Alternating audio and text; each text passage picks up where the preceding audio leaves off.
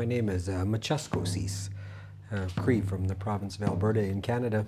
I think one of the first sounds we probably hear in the womb is that heartbeat of our mother. And the drum to us native people, that's what it represents, is that heartbeat. And we even have a drum beat that, you know, is ba-boom, ba-boom, ba-boom.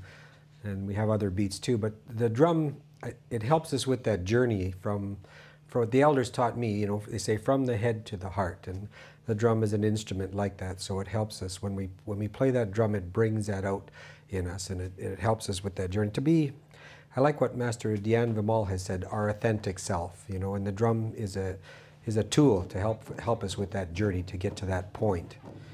It's almost a symbol of awakening humanity.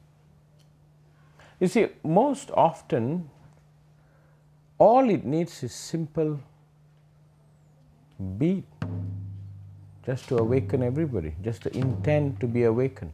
Because right now what we need is a cry for awakening, a sound of awakening. Just to ask the whole humanity to wake up.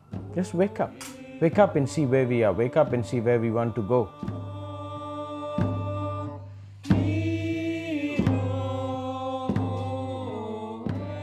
When I first started singing, I think one of the first songs I learned was from an elder named Glenn Douglas near Cochin, and he had this song, and it was away oh ho, away oh ho, and that's about how I used to sing it. And then once I started using the drum, all of a sudden this booming voice came out where it almost scared me, because it started sounding more like away oh ho, away oh ho, away oh ho, away oh ho. It's like I found myself through the drum.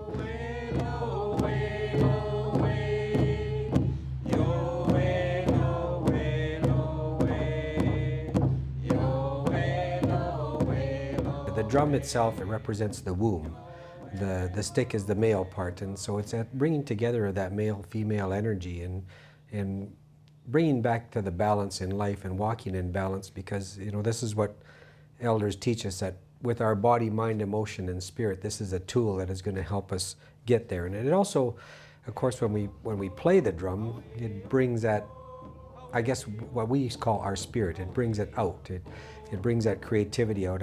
I've seen people who have found their voice with the drum. You know, they'll be very light-spoken people. And I always remember a friend of mine who passed on, Yellowhawk, the first time that happened to him. He was playing the drum, and Giselle, my wife, helped him make that drum. And it, from this very shy, soft-spoken man, all of a sudden, it was like a crossover, a breakthrough for him. And it almost blew us all away. Even he kind of turned all red, and he just started crying, you know, because this voice finally had arrived in him, something that he could express. I know Master Dhyan and I have a similar vision of making 1,000 drums. You know, that's at least our first step. Maybe there'll be 1 million, who knows? But already on the planet there are that many, and there's many different ways of playing the drum. And I know for the Aboriginal drum, though, is, I think, starting to come out into all cultures, and we're going to see more and more of it, and we're all going to be part of that. So I'm really grateful for being part of that.